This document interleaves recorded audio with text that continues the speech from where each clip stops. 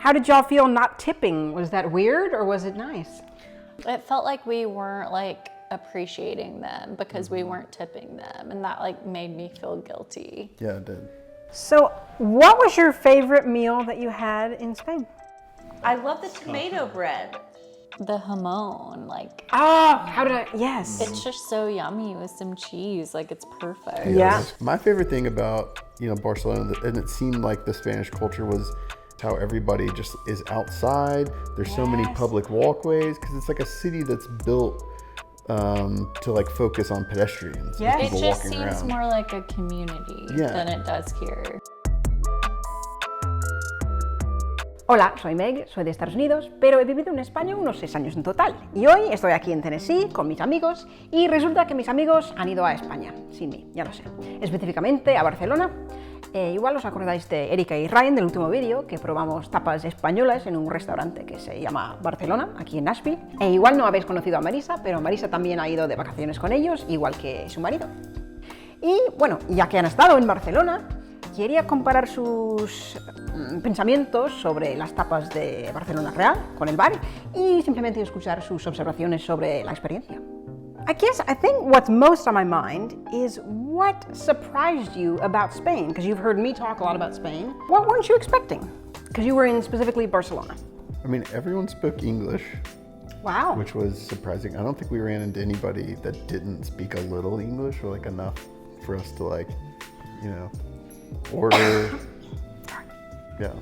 Yeah, I feel like it's honestly embarrassing that in America we only know English. Yeah.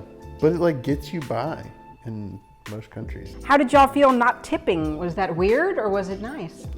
I mean, that was a big conversation. It was weird. It was weird at first, Yeah. but I feel like we got used to it by the end. It just felt weird because like at times they were like very, very nice. Yeah. And that's like what like we are like, oh, I'm gonna tip this person well. Somebody being very, very nice, and I'm like, okay, I still just don't pay you like a normal Extra. person. It felt like we weren't like appreciating them because we weren't tipping them, and that like made me feel guilty. Yeah, it did. What did you think about the food compared to the food that we tried at Barcelona, the restaurant in Nashville?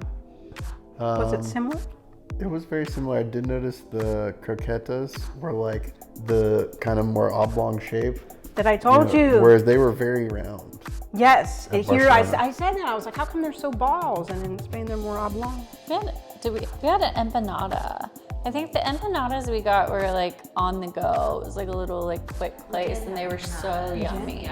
I feel like the dinners took a little longer, like not in a bad way. though. Yeah. Like we ended up sitting there for longer than like They don't rush you. we're normally in and out of places in like an hour here, but we sat there longer there. like 2 hours at least. Yeah. No, because you have your drinks and everything. Well, and they kind of bring the tapas at different times, so Yeah. True. We realized we have to ask for our check. Oh, that is surprising. different. Yeah, you have to, or else because they would consider, a lot of Spaniards would consider it rude for them to just bring the check. Right. But we're like, I wonder if are they gonna bring the check? Are they gonna bring the check? Yeah, we realized. I was like, okay, I remember last time I was in Spain, Megan said we had to ask for the check. Okay, so I'm glad. So we started asking for it. Yeah. So, what was your favorite meal that you had in Spain? Oof. This is gonna be, I don't know.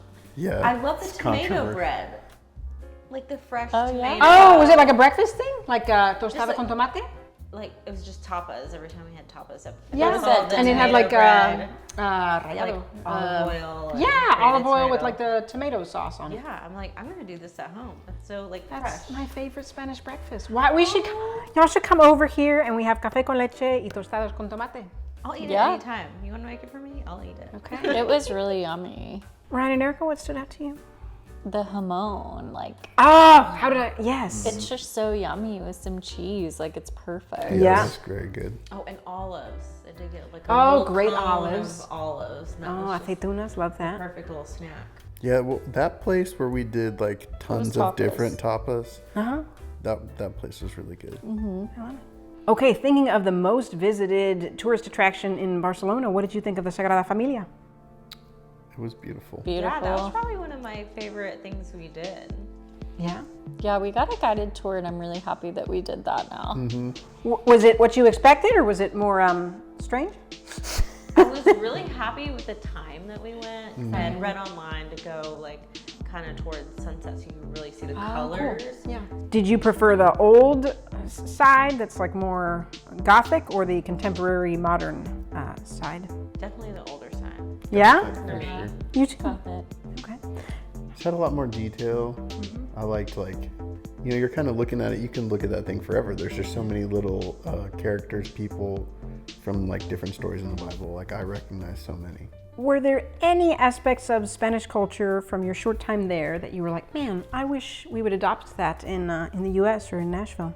My favorite thing about Barcelona, and it seemed like the Spanish culture was like we were seeing kids get out of school, and their parents would just literally play with them on like one of the little like mostly walkway roads, where they're like cars kind of don't go here. And it was just kids like playing out in this public area, like in the middle of the road, that's blocked off.